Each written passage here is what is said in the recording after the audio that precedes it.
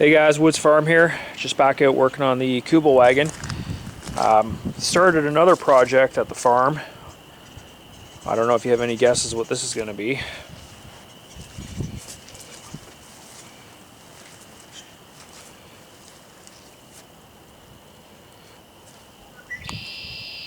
Anyways, on to the Kubel wagon. Just got a shipment of parts from CIP1.ca. I'm going to attack this brake problem with a new master cylinder. So they had their March Madness sale and I bought some different parts. One thing I got was these CV joint boots, because one of the boots on mine is torn. So I want to try to get that fixed before too much crud gets in there. Valve cover gaskets. Mine are just leaking a little bit. I think new gaskets are probably in order. Some other odds and ends. Got one of these little light connectors for the lights in the Speedo. One of them was broken, so hopefully that'll fix the problem. And then I've got a master cylinder.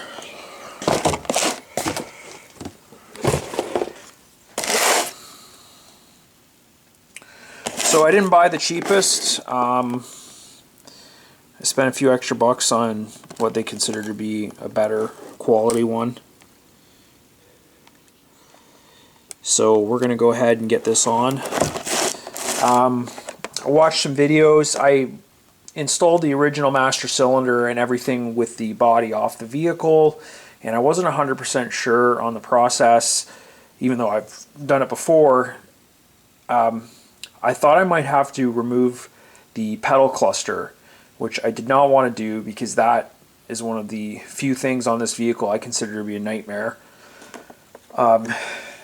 But you don't have to do that. You just unbolt it from the firewall and remove it, and you leave the piston in place. You leave the entire pedal cluster set up. You don't touch it, and then you just reinstall. So that's good, because that was one of the big things I was worried about. So aside from that, I have to bench bleed this thing. I originally, when I first installed mine, I didn't bench bleed it. There's a lot of conflicting information, especially on VW forums, about whether or not you have to bench bleed or not. So I didn't, and I was getting, I wasn't getting enough brake pressure, so I pulled it off and tried to bench bleed it, and reinstalled it. Never really got it to work. Now it's leaking, so I'm just going to start with a brand new master cylinder, and hopefully maybe the one I had originally was defective. I don't know, but I am going to try to bench bleed it right off the get-go. Now, I was on a couple of online resources, and I came across a trick where you submerge the entire master cylinder in brake fluid and you pump it, and that kind of introduces fluid into the cylinder and expels the air all at the same time. I'm going to try that. I think I have enough fluid to fill a container, a clean container, and do that. So that's what I'm going to attempt to do. But before I do the bench bleeding, the very first thing I got to do is I'm going to pull the wheel and pull the old master cylinder off. That way when I go to bench bleed, I can install it immediately and be good to go. I'm not sure if I'll get to that tonight, but I'm going to start getting things tore apart so that way first thing tomorrow morning I can finish this job. So I'm just pulling off the connectors for the brake switch, and you can see how much moisture there is. I think it's leaking from those rubber gaskets for the reservoir connection. And a lot of fluid is leaked out, and it's just totally destroyed the paint on this part of the frame. So I'm going to have to clean that up. It'll probably just scrape right off. The brake fluid is so hard on paint. It's so corrosive. So I'll probably scrape all that off as well and do my best to get some sort of coating of rocker guard or some sort of protection on there. Okay, you can see how well that paint just came off of there. Obviously master cylinder's off. I cleaned that up the best I could, and I'm going to give it a coat of rocker guard or something else. I'll see what I have in the cabinet. So when I installed the master cylinder, the hardest part was getting the rubber hose, and I definitely have the right hose, the braided VW line, getting it onto the nipples on the bottom of the reservoir, and then getting the hose on the plastic nipples on the master cylinder itself. I remember having a really difficult time doing that, and I went on the forums today and guys were like, oh, it's easy, I never had a problem. And you know, best suggestion was some silicone based lubricant. Well, I could barely get them off. I actually ended up pulling these directly out of the master cylinder, and then I was able to, like, with pliers, like, squeeze them off. I had hose clamps on there. If they were so tight, I doubt those hose clamps were even remotely required.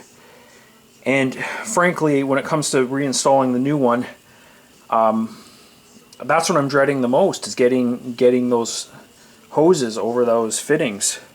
It's just really tight.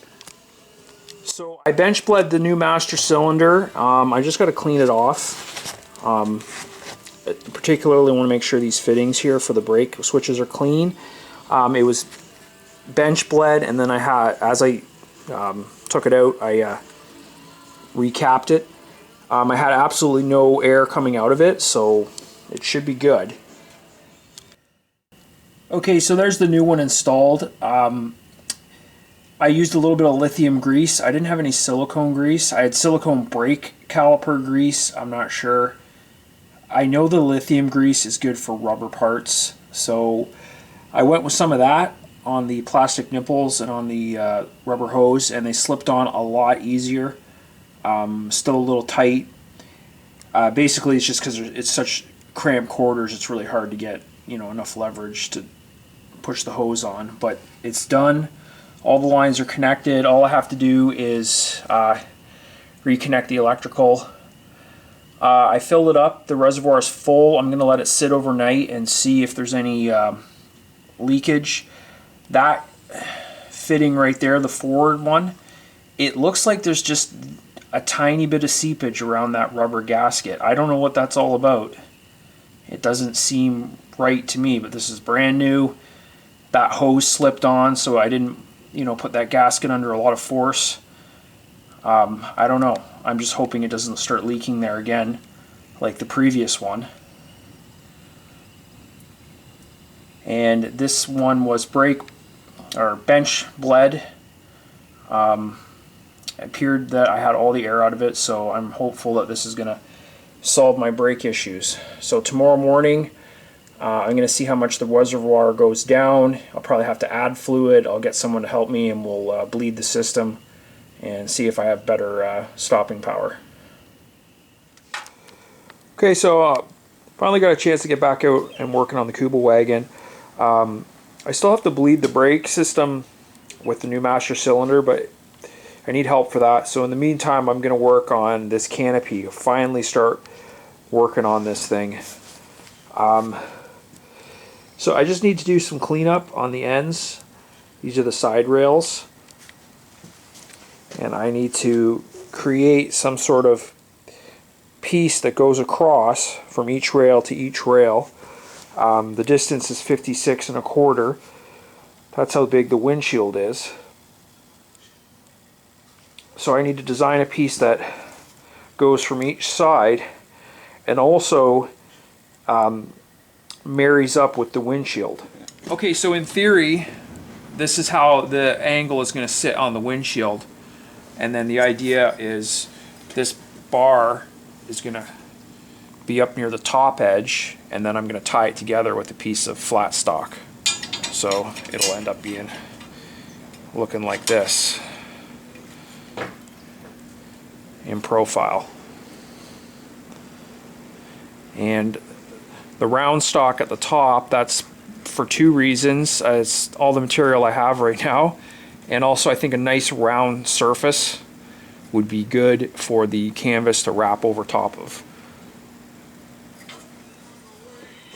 So that's the first step. I just got it tacked. I put this triangular bracket in there because the actual framework material is quite thin, probably like 18 gauge.